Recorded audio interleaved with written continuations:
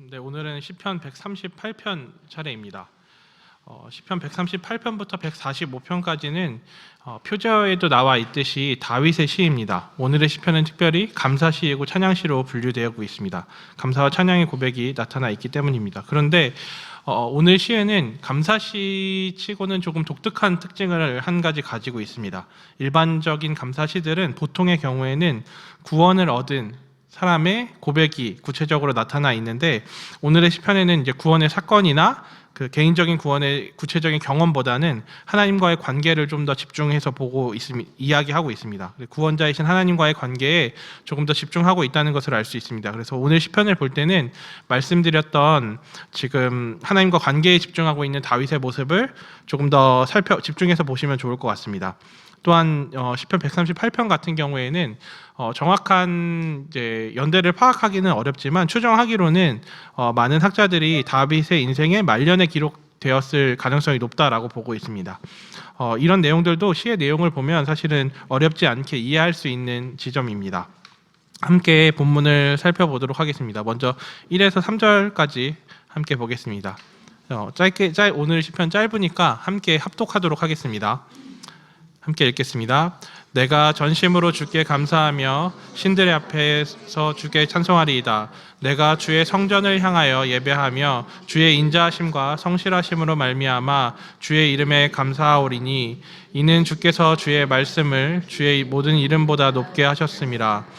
내가 간구하는 날에 주께서 응답하시고 내 영혼에 힘을 주어 나를 강하게 하셨나이다.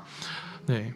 감사와 찬양의 고백이 나오고 있습니다. 그런데 이 고백이 결심으로의 고백처럼 보입니다. 감사하겠습니다, 찬송하겠습니다, 예배하겠습니다 라고 하고 있습니다. 다윗의 이 결심으로의 고백은 기본적으로 앞으로는 내가 이렇게 살겠다라는 의미를 담고 있겠지만, 내용을 보게 되면 그것은 자신의 지난 삶을 또 반영하고 있다는 것을 알 수 있습니다. 1절을 보게 되면 전심으로라는 표현이 나오고 있습니다. 여기에서 전심으로라는 말은 마음을 다하여라는 기본적인 뜻이 있지만, 또한 그 말의 의미에는 자신의 전부를 다 드리는 것을 의미했습니다.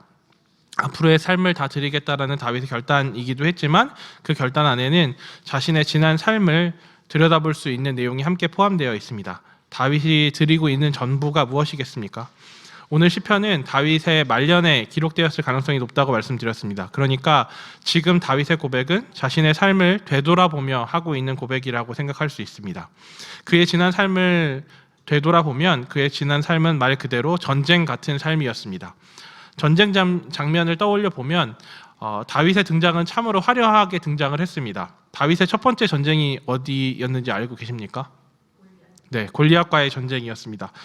이스라엘의 대적인 블레셋의 장수인 골리앗이 마음껏 하나님을 깔보고 이스라엘 백성들을 향해서 조롱을 하고 얕보는 발언을 하고 있는 그 현장에 다윗이 있었습니다. 당시에는 나라 간의 전쟁들이 그 나라가 섬기는 어떤 신들의 전쟁 같은 성격을 또 갖고 있었거든요. 그런 의미에서 보자면 이스라엘을 지금 얕보고 깔보고 있는 그 행위는 결국은 하나님이 블레셋이 섬기고 있는 우상보다 못한 존재로 취급을 당하고 있는 것이나 마찬가지였습니다. 하나님의 이름이 무참히 짓밟히고 있던 그때에 그 현장에 다윗이 있었습니다. 그리고 다윗이 그 전쟁에 참가를 했습니다. 전쟁에 대해서는 아무런 준비 없이 참여를 했고, 결과는 우리가 잘 알고 있듯이 골리앗이 아무것도 하지 못한 채 죽게 되었습니다. 다윗은 만만의 다윗이 되었습니다. 절정의 인기를 누리게 된 다윗의 삶을 돌이켜보면 그 이후의 삶이 평탄했습니까? 다윗은 생애 가운데 전쟁이 끊이지 않는 삶을 살았습니다. 적어도 한 30년에서 40년 동안은 쉼없이 전쟁을 치르면서 지나왔습니다. 성경에 기록된 다윗의 모습을 보게 되면 그 30-40년의 시간 동안 백전백승, 절대로 지지 않는 승승장구하는 삶으로 나타나 있습니다. 그런데 한번 생각해 보십시오. 전쟁이라는 것들이 지금 말씀드렸던 것처럼 기록으로 남겨져 있는 결과가 전부 다 이겼다고 할지라도 그 가운데 위기가 없었을까요? 전쟁은 위기가 없는 전쟁이라는 것은 불가능한 것이나 마찬가지였습니다. 백전백승이라고 하더라도 아군은 한 사람도 다치지 않고 적군이 다 괴멸되어지는 그런 전쟁은 없습니다. 무조건 다 피해가 있고 위기가 있을 수밖에 없습니다. 그 위기라는 것은 결국은 목숨을 잃을 수 있는 위기이기도 합니다. 그래서 실제로 다윗의 삶을 보게 되어지면 백전백승한 기록이 나와 있긴 하지만 성경의 기록 중에 또 이런 내용들이 나와 있지 않습니까? 다윗이 하루는 물을 먹고 싶다고, 한 우물에 물을 먹고 싶다고 했더니 장수들이 가서 그 물을 떠오잖아요. 그리고 나서 이제 후회하고 그 물을 다, 이거는 피값이라 그래서 그 물을 마시지 않고 다 버리게 되어지는 일들이 있었는데, 다윗의 삶을 보면 그렇게 입을 한번 잘못 놀렸다가 중요한 장수들의 목숨을 잃게 될지도 모르는 위기를 겪기도 했습니다. 다윗이 아무리 전쟁 전문가라고 했을지라도 이런 위기들을 다 자신의 힘으로 이겨낼 수는 없었을 것입니다. 그거 명백한 실수이기 때문에 다윗은 후회한다라는 표현을 했던 것 같습니다. 그런 의미에서 보게 되면 다윗이 드리고 있는 감사는 지금 말씀드렸던 다윗이 지나온 전쟁의 삶을 반영하고 있습니다. 자신이 전쟁에 능한 사람이라서 살아남게 된 것이 아니라 하나님께서 당신의 날개 아래 자신을 품으셨기 때문에 이날 이때까지의 삶을 이어올 수 있다라고 하는 깨달은 감사였습니다. 그게 다윗이 고백하고 있는 전심으로의 감사였습니다. 하나님의 도우심 없이는 자신이 자신으로 있을 수 없음을 아는 축복이 우리에게도 있기를 소망합니다.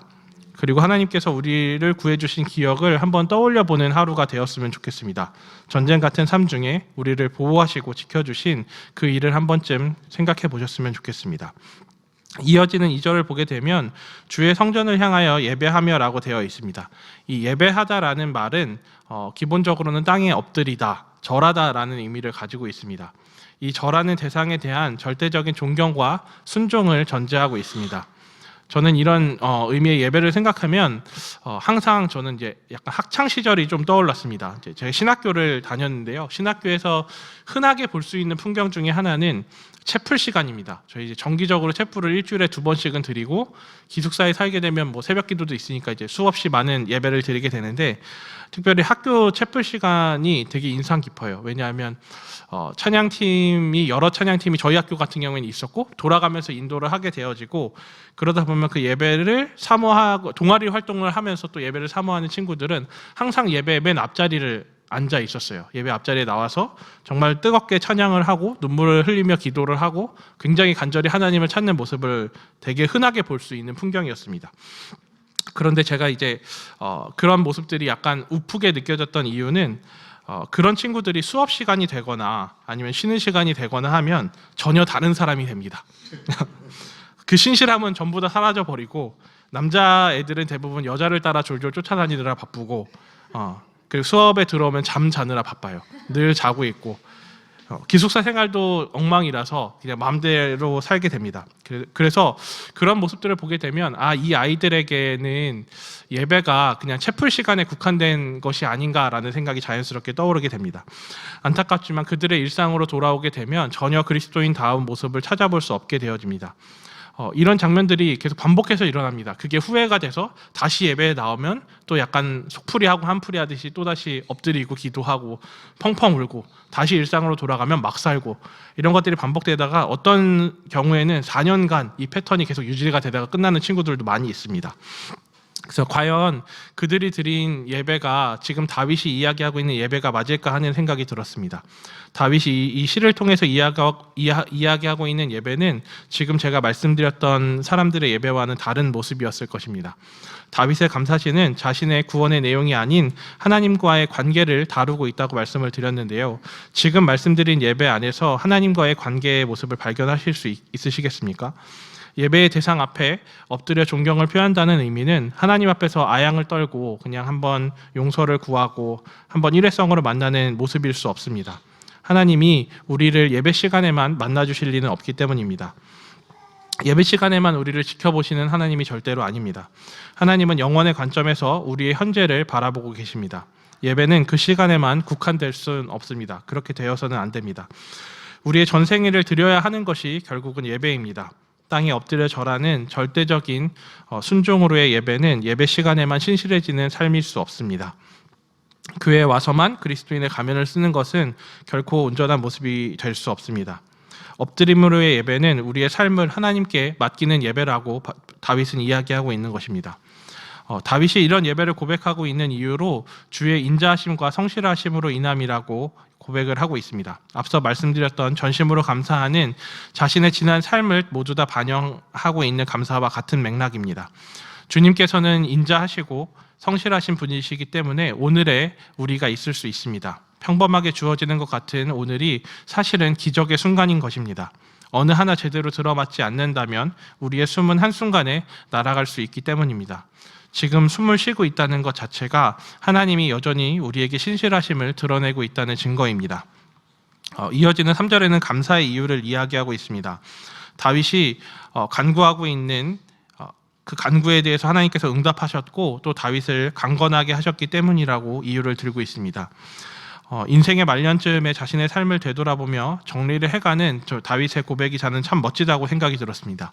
자신의 생애를 돌아보게 되면 하나님에 대해서 이야기하는 다윗의 고백은 하나님께서 자신의 간구를 들으셨고 응답하셨다라는 것이었습니다. 근데 다윗의 삶을 돌이켜보게 되면 안타까운 순간들이 참 많기도 하고 길기도 했습니다. 골리앗을 물리치고 나라의 영웅이 될 줄 알았는데 실제로는 도망자 신세가 되었습니다.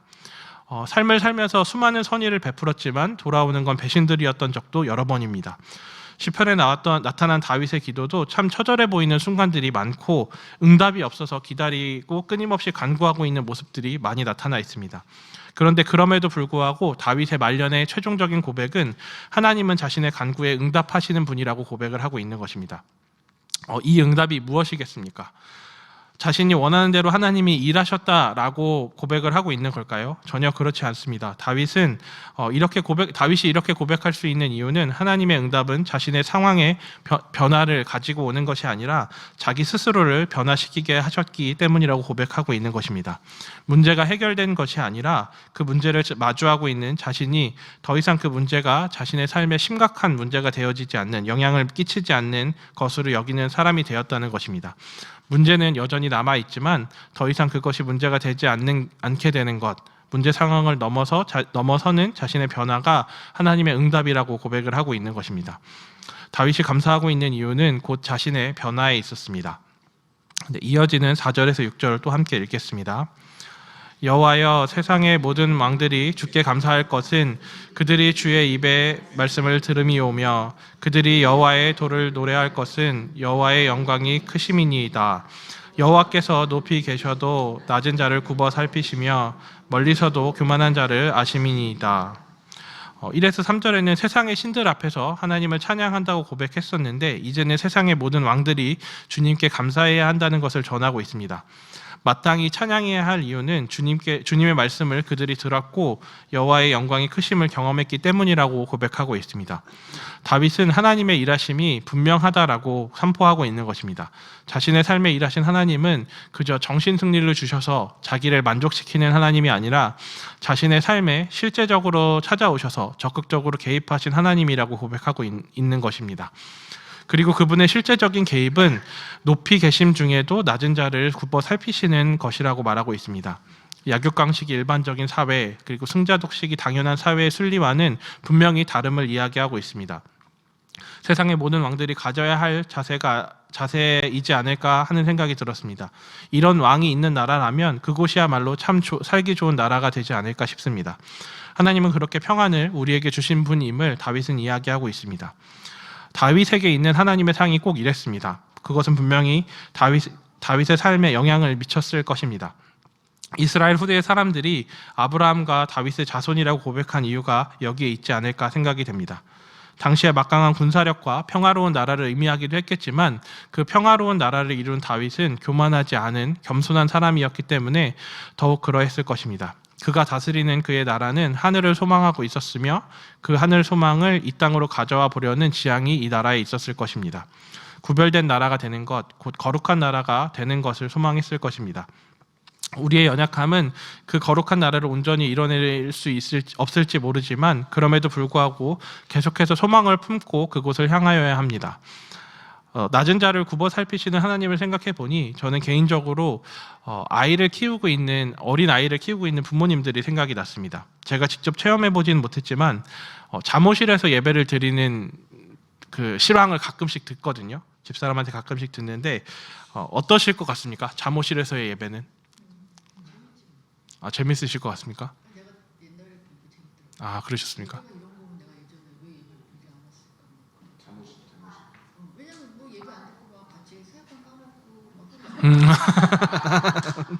네. 그래서 분명히 이제 아이들보다 부모님이 더 많이 계시잖아요. 보통 뭐 한 아이에 부모님이 2분 계신 경우도 있고 그런데도 불구하고 전혀 통제가 되지 않습니다. 아이들마다 타이밍은 다 제각각 다르고 여기저기 사건과 사고가 쉴 새 없이 일어납니다. 그때마다 이제 부모님들은 그걸 수습하느라 정신이 없어요. 그래서 아이들을 케어하다 보면 예배는 어느새 다 끝나 있다고 합니다. 이번 주일에 저희가 이제 온 가족 예배를 드렸잖아요. 그래서 본당에 자리가 없었어요. 지금 방금 말씀하셨던 조성현 집사님께서 사무실에 올라가셨거든요. 근데 잠깐 이따 내려오시더라고요. 네, 여기서는 도저히 예배를 드릴 수 없구나라고 해서 예배 본당의 자리에 다시 돌아오셨다는 걸 볼 수 있습니다.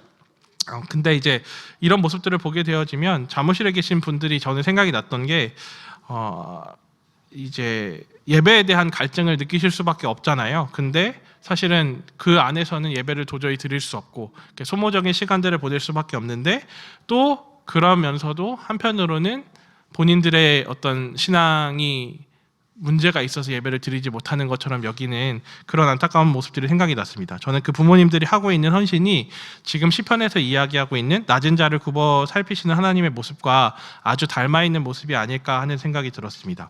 그 헌신으로 아이들이 무럭무럭 잘 자라고 있는 것이 그것에 대한 증거라고 생각이 됩니다.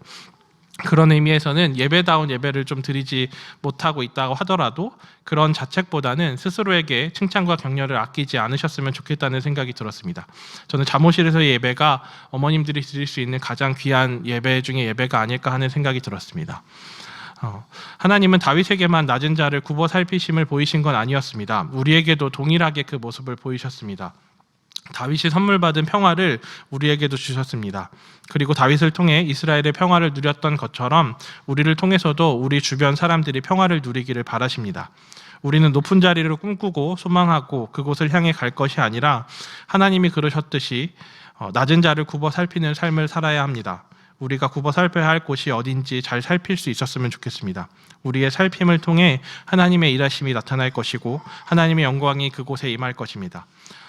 최근에 제가 속해 있는 톡방에서 들었던 소식인데 청년 한 명이 아주 가까운 친구를 만났다고 해요. 근데 만남을 가졌는데 본인은 의식하지 못하고 있었는데 그 자리에 나가서 자기가 교회 이야기를 한참 떠들고 있었다고 해요. 청년부 내에서 이런 사람도 있고 저런 사람도 있고 청년부 안에 소속되어서 그 안에 일어나는 일들을 막 이야기하는데 가까운 친구 관계인 만큼 편하게 이야기를 했는지 친구들이 그런 이야기를 했다고 하더라고요. 너 지금 엄청 신나 보인다고, 거기가 좋아 보인다고, 좋은가 보다라고 이야기를 해줬다고 합니다. 그래서 그 이야기를 듣고 생각해 보니까 자기가 생각하는 것보다 교회 공동체에 대해서 마음을 더 많이 쓰고 있고 마음을 많이 담고 있다는 것을 알게 되었다라는 이야기를 들었습니다.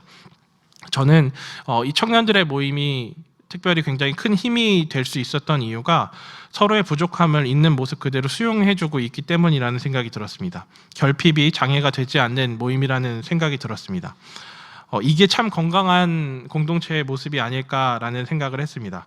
보통은 결핍이 있으면 누군가를 향해서 포용이 나타나기보다는 적대적으로 되고 가시돋친 모습들이 나타나서 서로 불편하기 마련인데 청년부 안에는 그런 모습들이 잘 나타나지 않는 것 같습니다. 다른 청년 한 명은 오랫동안 교회 생활을 쉬다가 다시 교회 생활을 시작하게 됐는데 이 친구의 이야기는 청년들이 너무 좋다라는 이야기를 많이 했었어요. 다들 삶이 순탄하지도 않고 지금 보면 여전히 지금 살고 있는 삶도 넉넉해 보이지 않는데 사람들이 너무 하나같이 맑고 착하다라는 이야기를 했습니다. 이렇게 이야기를 들어보면 도저히 이렇게 착하게 살 수 없고 이렇게 맑게 살아갈 수 없는데 어떻게 이렇게 착할 수 있나라는 생각이 들었습니다. 그래서 자기처럼 힘들고 까다로운 사람이 이 안에서 적응할 수 있는 걸 보게 되어지는 걸로 봐서는 청년부 안에는 그 누가 와도 적응할 수 있지 않을까라는 이야기를 했었습니다. 하나님께서 낮은 자들을 굽어 살피시듯이 받은 은혜를 흘려보내는 삶이 저는 이런 모습이 아닐까라는 생각이 들었습니다. 청년부 안에서의 모습들이 계속해서 그런 모습들이 나타났으면 좋겠다라는 생각을 했습니다. 이어지는 7절과 8절 말씀을 함께 또 보도록 하겠습니다. 내가 환난 중에 다닐지라도 주께서 나를 살아나게 하시고 주의 손을 펴사 내 원수들의 분노를 막으시며 주의 오른손이 나를 구원하시리이다. 여호와께서 나를 위하여 보상해 주시리이다. 여호와여, 주의 인자하심이 영원하오니 주의 손으로 지으신 것을 버리지 마옵소서. 그런데 시인은 다시 어려움을 이야기하는 것만 같습니다. 시편 23편의 말씀이 생각이 납니다. 여전히 사망의 음침한 골짜기를 벗어나지 못한 것 같은 분위기입니다. 환난 중에 다닌다라는 말이 나와 있는데 새번역 성경에는 이 환난 중에 다닌다는 말이 이렇게 번역되어 있습니다. 내가 고난의 길 한복판을 걷는다 하여도 라고 되어 있습니다. 다윗은 끝까지 주의를 기울이고 있습니다. 자신의 인생을 이끄신 하나님께서 앞으로 자신의 남은 생도 책임져 주실 텐데 그 책임져 주심 안에도 여전히 고난이 있을 수 있다는 것을 의미했습니다. 앞서 살펴봤던 내용도 그랬었습니다. 탄탄대로 평탄한 길로만 걸어오지 않았습니다. 우여곡절이 있는 다윗의 삶이 있었고 그 경험을 통해서 얻은 지혜는 앞으로의 여정도 쉽지만은 않을 것이라는 사실이었습니다. 다윗의 삶의 후반부가 이것을 잘 나타내주고 있습니다. 이제 여느 나라 부럽지 않은 군사력과 경제력을 갖춘 다윗에게 새로운 적이 나타났습니다. 그 적이 누구였습니까? 다름 아니라 자신의 아들이었습니다. 압살롬의 반역을 대하는 다윗의 자세를 한번 생각해 보십시오. 당황했을 수밖에 없는 상황인데 성경에 기록된 다윗의 모습은 어딘가 의연해 보입니다. 올 것이 왔구나 하는 느낌이 더 강합니다. 아들의 배신과 반역에 대해서 그리고 그 중심에 함께하고 있는 사람들이 자신의 충신으로 있었던 신하들까지 합세해 있는데 다윗은 겸허히 그 상황을 받아들이는 것처럼 보입니다.